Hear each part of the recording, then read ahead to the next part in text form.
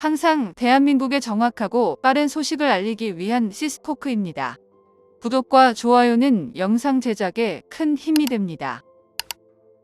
세계 방산 시장에서 한국의 KF-21 전투기에 대한 관심이 남다른 가운데 한 외신을 통해서 한국이 KF-21 전투기를 완전히 스텔스화시킬 기술을 이미 확보했다는 충격적인 소식이 전해졌습니다. 대한민국이 KF-21 전투기에 최적화된 독특한 형태의 내부 무장창까지 이미 설계해뒀다는 증거가 나오면서 KF-21 전투기의 완전 스텔스화가 초입기에 들어갔다는 분석이 나왔는데요. 오늘은 KF-21 전투기의 내부 무장창 및 스텔스화에 대해 이야기해보겠습니다. 최근 KF-21 전투기가 실전 기체 생산 준비 막바지에 들어간 지금 미국 경제전문지에서 한국이 주요 무기 수출국으로 급부상하고 있는 현황을 보도했는데요.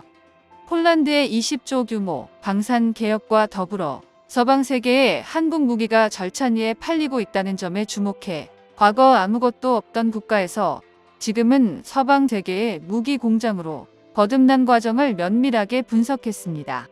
전년 대비 30%가 넘게 성장한 한국 방산은 추후 지금보다도 더욱 늘어날 전망인데요. 중동과 폴란드의 대규모 수입을 보며 북유럽 국가들 사이에서 한국 무기가 큰 열풍을 일으키고 있기 때문입니다. 얼마 전부터는 우크라이나 러시아 전쟁에 벨라루스까지 참전할 수 있다는 소식이 들려오는 상황이라 유럽 국가들 사이에서는 미리 전쟁에 대비해야 한다는 경각심이 일고 있는데요. 강력한 무기로 무장에 침공할 생각 자체를 원천 봉쇄해야 한다는 인식이 퍼지면서 높은 화력과 비교적 저렴한 가격을 자랑하는 대한민국 무기가 유럽 군사 전문가들 사이에서 도입 1순위로 평가되고 있습니다. K9 자주포와 K2 흑표를 비롯 세계 시장에서 절찬리에 팔리는 베스트셀러들이 한국 무기의 위상을 드높이고 있지만 현재 진행형으로 세계 각국에서 가장 주목하고 있는 한국 무기는 바로 KF-21 전투기라 할 수 있는데요.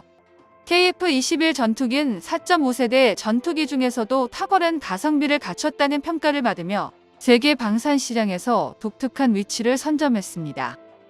F-35와 같은 미국제 5세대 스텔스 전투기는 가격이 너무 비싸고 그 값을 감안하고 구입을 원하는 국가들이 줄을 서고 있는데도 막상 제대로 생산되어 인도받기까지는 너무 오랜 시간이 걸리는데요. 거기다 기다림 끝에 인도받은 최첨단 전투기들이 운영 중에 잇따라 결함이 발생하면서 5세대 전투기 자체에 대한 회의론이 고개를 들기 시작했습니다. 그런 가운데 대한민국이 마침 최신 기술로 무장했으면서도 5세대 전투기보다는 훨씬 저렴한 4.5세대 전투기를 만든 것인데요. 게다가 이번 폴란드와의 무기 수출을 비추어 봤을 때 빠른 생산 인도까지 담보된 국가이기에 세계 각국은 KF-21 전투기가 어쩌면 차세대 전투 환경에서 활약할 수 있는 주력 전투기가 될 수 있겠다는 평가를 내린 것입니다. 그런데 KF-21 전투기가 F-35처럼 완벽한 스텔스 전투기를 갖추지 못했기에 다소 아쉽다는 평가도 있는데요. 바로 내부 무장창이 없어 F-35 전투기처럼 완벽한 스텔스를 구현하지 못했기 때문입니다. 하지만 내부 무장창에 대한 연구가 멈춘 것은 아닌데요. 한국항공우주산업은 이미 블록2 형태의 5세대 스텔스기에 중점을 두고 있으며 블록3까지 확정지었습니다. 알루미늄 형태의 소재로 개발된 한국형 내부 무장창은 초당 25피트 이상의 발사 속도를 개발 목표로 삼고 있으며 외부 압력에선 무려 40G까지 견디게 설계되었는데요. 무장을 발사하고 다시 무장창을 닫는 데는 약 3초가량이 소모됩니다. 이 발사대는 기존의 내장형 무장격실을 가지고 있을 때 수직 낙하 발사 방식에 비해 훨씬 더 빨리 그리고 더 안정성 있게 발사할 수 있다는 장점을 지니고 있는데요. 외부 무장을 통한 RCS 증가를 최대한 억제하기 위해 동체 내부에 무장을 탑재한 후 동체 하면을 대부분 차지하는 한 개의 주 무장창을 포함해 동체 측면 하부 날개 바로 아래에 비스듬하게 열리는 측면 무장창이 좌우 각 한 개씩 총 2개 탑재하여 국산 미사일을 적재하는 방식입니다. 현재 국방과학연구소에서는 국내에서 개발 중인 내부 무장창을 KF-21 전투기에 장착시킨다면 정레이더 반사 면적인 RCS 수치를 최대 85%까지 감소시킬 수 있다는 새로운 연구 결과를 공개하자 중국과 일본에서는 충격에 빠지기도 했는데요. 그도 그럴 것이 이 정도 수준의 RCS 수치를 KF-21 전투기가 기록하게 된다면 일본과 중국이 현재 개발 중인 PLA 형태의 레이더론 KF-21 전투기를 포착하는 게 어림도 없어질 정도로이며 미국산 F-35와 비슷하거나 혹은 더 뛰어난 5.5세대급 스텔스 능력을 보유하게 될 것입니다. 한국항공우주산업에 따르면 KF-21 전투기를 2030년까지 5세대 스텔스 전투기로 업그레이드 시키는 게 가장 급선무라고 밝힌 적이 있을 만큼 내부 무장창을 최우선으로 개발하고 있는데요. 특히 5세대 스텔스 전투기의 핵심 요소로 레이더 반사 면적을 최소화시키는 RCS 감소 수치가 미래 전장에서의 생존성 확보를 위해 KF-21 전투기의 반사각 정밀 설계, 매립형 안테나와 평면 동체, 반매립 무장창 등을 포함한 극한의 저피탐 형상 설계가 가장 중요시됩니다. 그렇기에 KF-21 전투기의 캐노피 주입, 미익에는 RAM 설계가, 동체 내부 덕트와 플랩에는 RAS 설계가 적용되었으며 레이도맨은 적전투기로부터 날아온 레이더 전파가 안테나에 반사되어 돌아가는 현상을 막기 위해 주파수 선택적 투과라는 한국이 독자적으로 개발한 스텔스 신기술까지 적용되어 있는 상태인데요.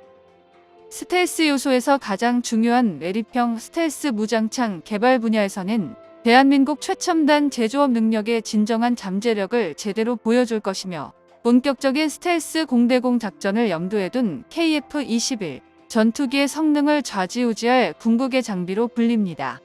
그렇기에 KF-21 전투기는 처음부터 완벽한 매립형 미사일 런처가 아닌 반매립형 방식으로 시작해 차근차근 진화 과정을 거치고 있는데요. 한국형 반매립 무장창은 전통적인 방식의 미사일 런처로 불리며 기존 조종석 및 콕핏과 연결된 파일럿에 달린 레일 방식의 런처의 경우 KF-21 전투기의 라곤 방향대로 정확히 발사되어야 하는 기술력을 보유하는 게 중요합니다. 매립형 무장창과 연결된 기체에서 미사일이 분리된 다음 다시 점화할 때가 미사일이 가장 불안해지는 시기이며 미사일과 기체의 결속구만 풀어지는 것만으로는 스텔스 매립형 무장창이 형성될 수 없고 결속 제거와 동시에 강력한 유압을 이용해 제트 기류를 통해서 미사일을 전달한 뒤 발사되는 미사일을 힘껏 밀어내주는 힘을 갖추는 게 스텔스 무장창 기술력이 핵심인데요. 과거에도 그랬듯 우리 대한민국에서는 어렵고 힘든 4대 핵심 기술들을 국산화해 성공시키며 마침내 KF-21 전투기를 완성시켰듯이 내부 무장창 역시 우리 손으로 만들어내 완벽한 스텔스 전투기를 만들어낼 것입니다. 정보가 도움되셨다면 구독과 좋아요 부탁드립니다. 이상 시스코크입니다.